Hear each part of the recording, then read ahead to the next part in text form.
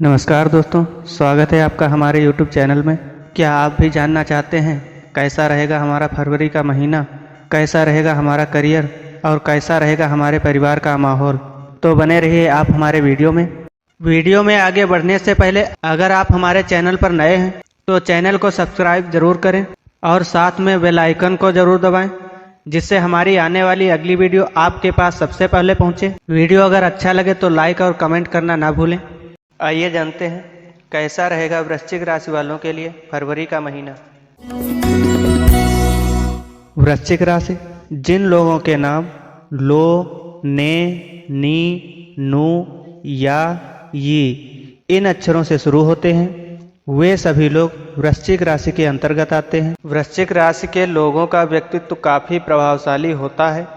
इस राशि के लोग बेहद आकर्षक व्यक्तित्व वाले माने जाते हैं। हालांकि ये ऐसे होते हैं कि अपनी भावनाओं को काबू में रखते हैं। इनके आसपास के लोग इनके मन की बात जल्दी नहीं समझ पाते। मंगल के स्वामित्व वाले इस राशि के लोग बेहद साहसी माने जाते हैं। यह महीना वृश्चिक राशि के जातकों के लिए औसत प्रतीत हो रहा है। आपको अपनी काम में व्यस्तता के चलते परिवार से कुछ समय के लिए दूरी का सामना करना पड़ सकता है। परिवार के लोगों को आपसे शिकायत हो सकती है कि आप उन्हें समय नहीं देते हैं। भाई व बहनों का सहयोग मिलेगा। किसी पारिवारिक फंक्शन में शामिल होने का मौका मिलेगा। आर्थिक स्थिति या उतार चढ़ाव के बीच आगे बढ़ेंगे। प्रेम संबंधों के लिए अनुकूल समय रहेगा। वैवाहिक जीवन में खुशहाली रहेगी, लेकिन नोक-झोंक की भी संभावना रहेगी। व्यापार में उन्नति के लिए कठिन प्रयास करने होंगे। विद्यार्थियों के लिए समय चुनौतीपूर्ण रह सकता है। विदेश या कहीं बाहर जाने के लिए कोशिश कर रहे हैं तो अभी और प्रतीक्षा करनी पड़ सकती है। करियर के दृष्टिकोण से यह महीना आपके लिए अच्छा रहने वाला है। दसम भाव के स्वामी सूर्य महाराज महीने की शुरुआत में आपके तीसरे भाव में बुध के साथ स्थित रहेंगे, जिससे आपको अपने सहकर्मियों का पूरा सहयोग मिलेगा और वह हर काम में आपकी मदद करेंगे, जिससे आपको अपने कार्यक्षेत्र में तथा नौकरी में सफलता मिलेगी।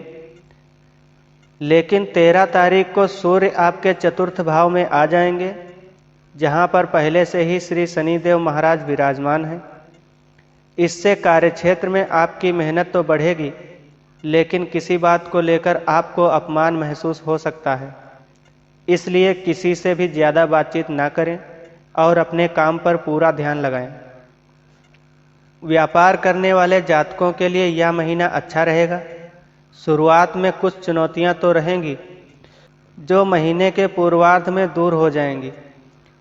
आपको अपने व्यापार में कुछ नए लोगों का साथ मिलेगा और छोटी यात्राओं के माध्यम से व्यापार की उन्नति का रास्ता खुलेगा।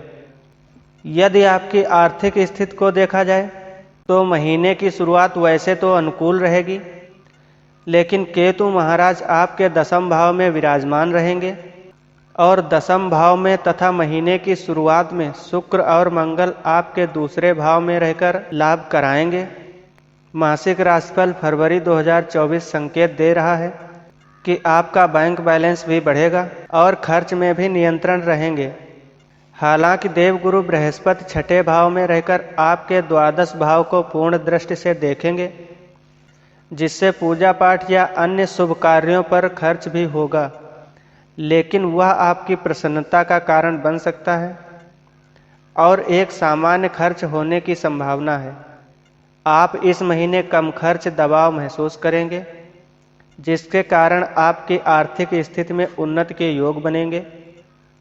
व्यापार करने वाले जातकों को महीने के उत्तरार्ध में अच्छी आमदनी का लाभ मिलेगा, जिससे आप अपनी योजनाओं को भी पूरा कर सकते हैं। निवेश करने के लिए यह समय अनुकूल हो सकता है, लेकिन किसी विशेषज्ञ की सलाह लेकर ही आगे बढ़ना बेहतर होगा। यह महीना स्वास्थ्य के दृष्टिकोण से उतार चढ़ाव से भरा रहने वाला है। देवगुरु बृहस्पति के आपके छठे भाव में पूरे महीने बने रहने से उदर रोगों के प्रति आपको सावधानी रखनी होगी, क्योंकि पेट में समस्या हो सकती है। पाचन तंत्र का बिगड़ना, बदहजमी, गैस, अपच जैसी समस्याएं आपको समय समय पर परेशान कर सकती हैं। उसके बाद तीसरे भाव में मंगल, शुक्र और बुध तथा सूर्य का उपस्थित होना आपको गले की खराश या कानों को समस्या दे सकता है, इसलिए थोड़ी सी सावधानी रखें। यदि इस दौरान कोई नई दिनचर्या शुरू करना चाहते हैं या अपनी पुरानी दिनचर्या में कुछ अच्छा बदलाव करना चाहते हैं तो आपके लिए अनुकूल समय रहेगा और उसका आपके स्वास्थ्य के ऊपर लाभ भी दिखाई देगा। यदि आप किसी प्रेम संबंध में हैं तो महीने की शुरुआत अनुकूल रहेगी। राहु महाराज पंचम भाव में बैठकर आपको प्यार के मामले में अलग ही ऊंचाई प्रदान करेंगे।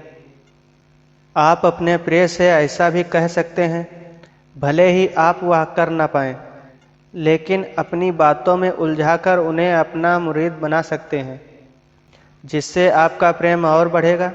लेकिन आपको यह चेतावनी दी जाती है कि सावधानी रखें और अतिशयोक्ति का प्रयोग करने से बचें।